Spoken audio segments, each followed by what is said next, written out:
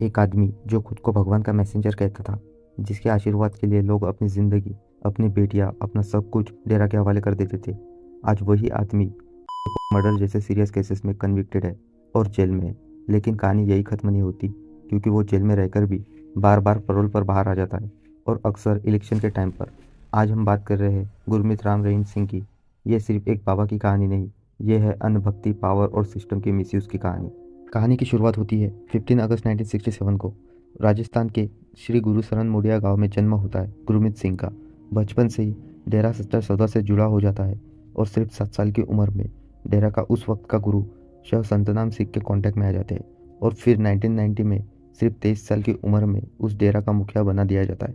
यही से एक नॉर्मल स्पिरिचुअल लीडर नहीं, बल्कि एक पावरफुल ऑर्गेनाइजेशन के हेड तैयार होता है। रिपोर्ट्स के मुताबिक डेरा के फॉलोअर्स लाखों में पहुंच चुके थे। डेरा के नाम पर blood donation, cleanness drive, anti drugs campaigning होती रही, और इसी वजह से डेरा की इमेज पब्लिक में पॉजिटिव बनी रही। लेकिन राम रहीम सिर्फ बाबा बनकर खुश नहीं थे। उन्होंने खुद को एक्टर, सिंगर, फिल्म लेकर बनाना शुरू किया। MHG सीरीज नाम की फिल्म बनाई, खुद ही हीरो, खुद ही डायरेक्टर और खुद का म्यूजिक।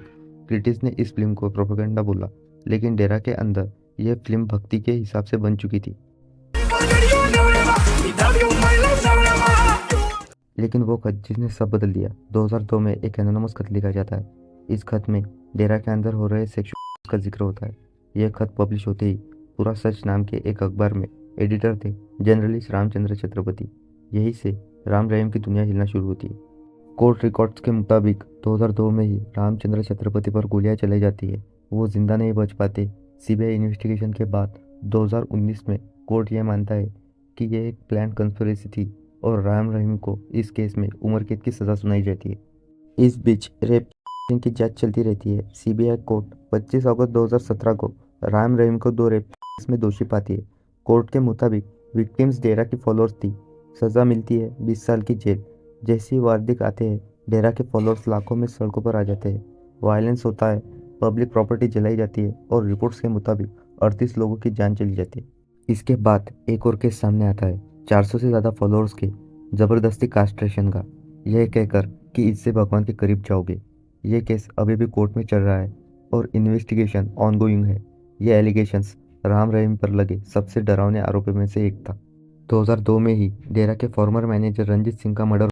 2021 में CBI कोर्ट राम रहीम को उम्र कैद की सज़ा सुनाती है, लेकिन मई 2024 में Punjab and Haryana high court investigation में कमी बताते हुए राम रहीम को इस केस से एक्यूट कर देती है।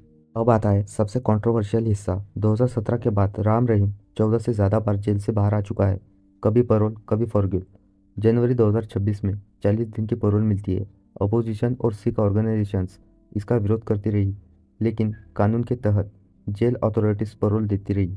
आज के टाइम पर राम रहीम रेप के 2 केसेस में 20 साल की सज़ा काट रहा है। जर्नलिस्ट मर्डर केस में उसको उम्र कैद है। रंजीत सिंह केस से 2024 में बरी हो चुका है। फोरकास्ट्रेशन केस अभी भी पेंडिंग है। पैरोल पर बाहर आना पॉसिबल है, लेकिन परमानेंट रिलीज अभी नहीं। ध्यान से सुनो, मेरे लिए ये केस सिर्फ राम रहीम का नहीं है। ये केस है हम जैसे लोगों का, जो बिना सवाल किए किसी को भी भगवान मान लेते हैं। जब तक सब ठीक लग रहा हो, तब तक सब चुप रहते हैं, और जब सच बाहर आता है तो कहते हैं सिस्टम खराब है।